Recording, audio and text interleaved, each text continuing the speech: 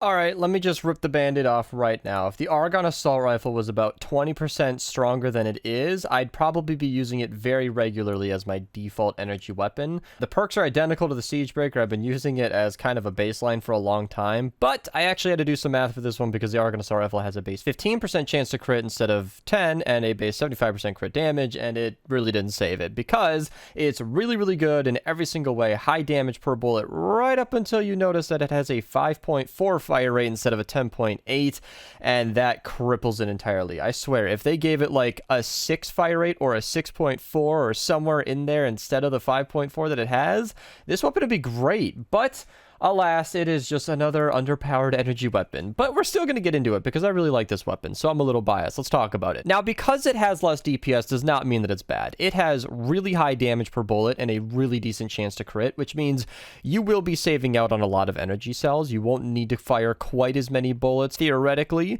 Obviously, if you have Affliction on this, you won't have to finish off every single weapon. You'll be able to tick away at them over time with that Affliction bonus, but that's about all it's got going for it. If you're going to be using an energy cell based weapon, you're going to want it to kill very, very fast, which from my experience, this weapon just doesn't. It's barely usable in the end game. So what I'm saying is if you're not in the late Twine area and you're in like, Canny Valley, Plankerton, Stonewood, you're just trying out the weapons that you've got, the Argon Assault Rifle could be really good for a while, but just know that its damage isn't there, and this isn't really something you want to invest a lot of perk up into. This is the kind of weapon that I would just recycle on camera in 8 seconds if it was as bad as the Nailer, but I feel like this weapon has some potential. It's really, really cool. It has a lot of infamy behind it because it looks really nice. It's one of those classic neon weapons, and like I said in the very beginning, if they ever update this weapon, and I will pin a comment if they do, and they give it just like a 20% damage buff or a little bit faster fire rate, this would be a really, really good weapon. So I want you guys to understand just how close to being awesome this thing is. But if you do insist on using this and you want to max it out like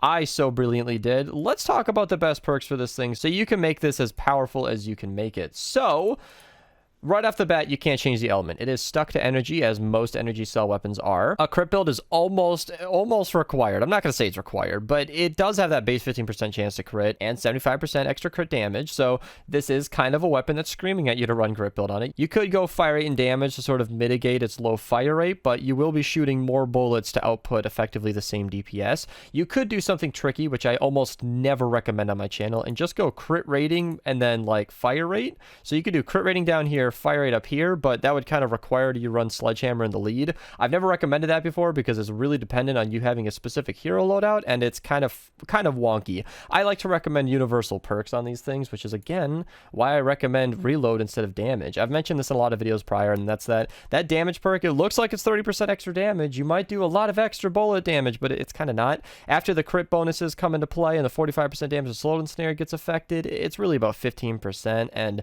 in the long run, you will lose out on a lot of effectiveness, meaning you won't be as effective in the battlefield, and a lot of overall DPS because you're going to spend a lot more time reloading if you go without that reload perk. And that's kind of the same thing as mag size. You can go mag size, you'll just have to reload less often while still reloading for the same amount of time. So it's kind of a wash there. Reload or mag size is completely preference. I wouldn't recommend stability or durability. Neither of those are something you have to concern yourself with. And as usual, that 5th perk is very dependent on that 6th perk. If you have slowed and snared or affliction, you're going to want to match it to that 6th perk. If you don't have a good 6th perk like affliction or slowed and snared, I don't recommend powering up this weapon. For a lot of the great weapons in this game, I recommend just using it at all costs. This is a fun weapon. If you're really trying to make a go of it and you don't have affliction or slowed and snared, I think you have better options in this game. I'll link my best weapons in the description below if you guys want to have some great recommendations. But that's pretty much it. Very basic run-of-the-mill weapon. It's one of those classics. I really do personally like this weapon, but it is expensive to operate and it's not going to be outputting the kind of damage that I would like to see. If you guys want to support the channel, feel free to use code Mista to check out. Become a member if you guys want to see me succeed, want to get some special bonuses, emotes in the chat and whatnot.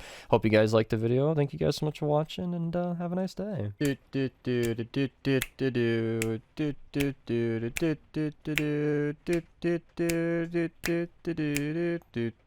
And then